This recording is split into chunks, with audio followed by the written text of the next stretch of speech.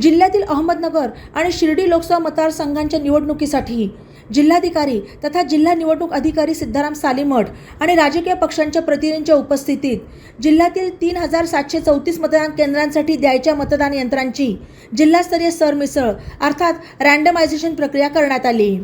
जिल्हाधिकारी कार्यालयाच्या सभागृहात झालेल्या सरमिसळ प्रक्रियेच्या वेळी उपजिल्हाधिकारी निवडणूक राहुल पाटील, भूसंपादन अधिकारी चंद्रशेखर देशमुख, जिल्हा परिषदेचे मुख्य लेखा वित्त अधिकारी शैलेश मोरे, जिल्हा सूचना आणि विज्ञान अधिकारी गजानन नकासकर आदी उपस्थित होते।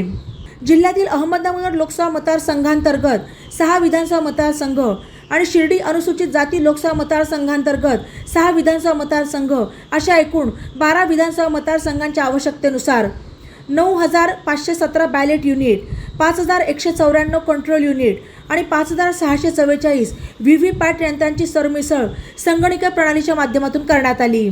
अंतिमतः 4478 CU, 4478 BU आणि 4850 व्हीव्हीपॅट याचे 2 लोकसभा मतदारसंघातील 12 विधानसभासाठी वाटप करण्यात आले।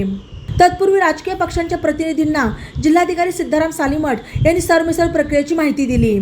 या सरमिसळ प्रक्रियेच्या वेळी भारतीय राष्ट्रीय काँग्रेसचे जयंत वाघ, प्रताप शेळके, शिवसेना उद्धव ठाकरे पक्षाचे राजेंद्र दळवी, राष्ट्रवादी काँग्रेस शरदचंद्र पवार पक्षाचे अमोल जाधव, भारतीय जनता पक्षाचे सचिन पारखी आदी राजकीय पक्षांचे प्रतिनिधी आणि निवडणूक प्रक्रियेशी संबंधित अधिकारी उपस्थित होते। ई नवा मराठा यूट्यूब चॅनलला सबस्क्राईब करा आणि बेल आयकॉनवर प्रेस करा।